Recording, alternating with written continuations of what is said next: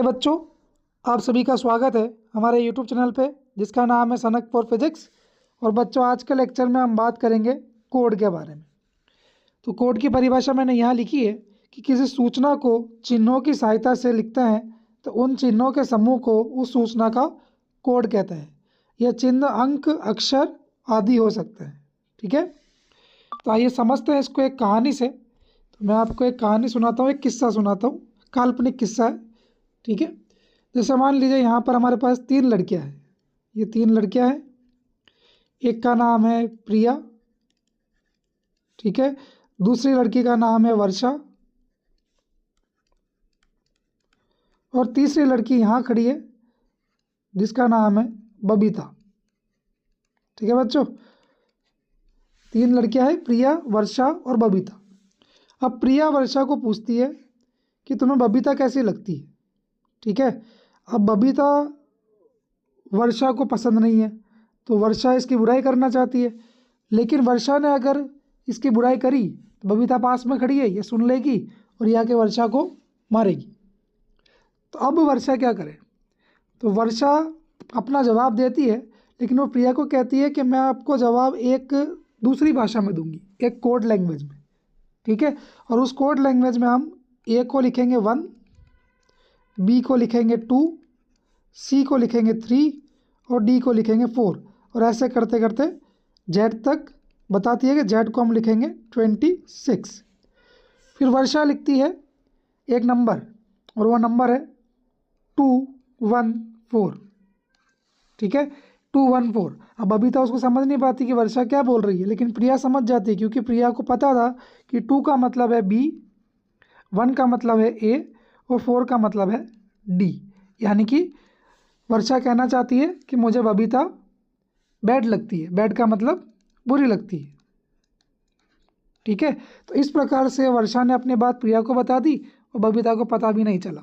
ठीक है, तो ये जो है ये कहलाता है कोड, जिसमें आप किसी सूचना को किन्हीं चिन्हों की सहायता से लिखते हैं। अब ये चिन्ह अंक हो सकते हैं, अक्षर हो सकते हैं, कुछ भी हो सकता है। ठीक है, और ये जो लैंग्वेज है ये कहलाती है कोड लैंग्वेज। ठीक है बच्चों, मेरे को आशा है कि आपको समझ में आ गया होगा कि किसी सूचना को चिन्हों की सहायता से लिखते हैं। जैसे हमने यहाँ पर ये शब्द बैड को चिन्हों की सहायता से लिखा। कौन से 214 ये चिन्ह है, अंक है, लेकिन चिन्ह मैंने लिखा है कि चिन्ह जो है वो अंक भी हो सकते हैं और अक्षर भी हो सकते हैं। तो ये जो बैड है इसका कोड है ये 214।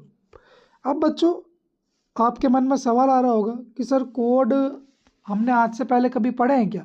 तो बच्चों, इस सिलेबस में हम कई कोड पढ़ चुके हैं। कोड जो है, जैसे हमने पढ़ा था द्विआधारी कोड। सबसे पहले हमने पढ़ा द्विआधारी कोड। ठीक है बच्चों, द्विआधारी कोड। फिर हमने पढ़ा अष्टाधारी कोड। फिर हमने पढ़ा षोडशाधारी कोड। तो आपके मन में सवाल आएगा कि सर ये कोड कैसे हो गए? तो बच्चों, इसमें आप देखेंगे कि द्विआधारी में अगर आपको कोई संख्या लिखनी है, जैसे मान लीजिए कि द्विआधारी में आप लिखना चाहते हैं 7, तो 7 को हम कैसे लिखते हैं? 0 1 1 1 या केवल 1 1 1 की सहायता से। ठीक है, तो यहाँ आपने 7 को लिखा है अंकों की सहायता से, तो ये क्या है? ये चिन्ह ही तो है। द्विआधारी कोड में आप किसी भी संख्या को 0 और 1 की सहायता से लिखते हैं। ठीक है, इसी प्रकार से जैसे षोडशाधारी संख्या पद्धति की बात करूं तो उसमें आप 15 को कैसे लिखेंगे? 15 को हम लिखेंगे F से। ठीक है, तो ये F क्या है? ये एक अक्षर है, एक चिन्ह है जो कि एक सूचना को बता रहा है, और सूचना क्या है? 15। ठीक है, एक संख्या है वो सूचना का काम कर रही है, वो संख्या है 15। तो ये जितने भी आपने अभी तक संख्या पद्धति पढ़ी है ये एक तरीके से कोड ही है, द्विआधारी कोड, अष्टाधारी कोड और षोडशाधारी कोड। परंतु बच्चों, यहाँ हमारे पास जो कोड होते हैं वो कितने प्रकार के होते हैं, हम वहाँ पे एक बार बात करते हैं। तो कोड जो होते हैं बच्चों वो 6 प्रकार के होते हैं मुख्यतः, लेकिन आपके सिलेबस में केवल 2 प्रकार के कोड हैं। पहला है भारित कोड और दूसरा है अभारित कोड। ठीक है बच्चों, कोड होते तो 6 प्रकार के हैं, लेकिन आपके सिलेबस में केवल 2 कोड हैं, जिसमें से पहला है भारित कोड और दूसरा है अभारित कोड। यहाँ मैंने भारित कोड के कुछ एग्जाम्पल लिखे हैं और ये अभारित कोड के कुछ एग्जाम्पल हैं।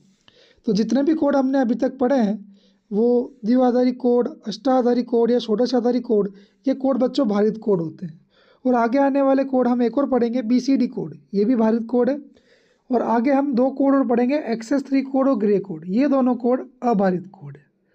तो बच्चों भारित कोड और अभारित कोड क्या होता है इसे हम अगले लेक्चर में देखेंगे।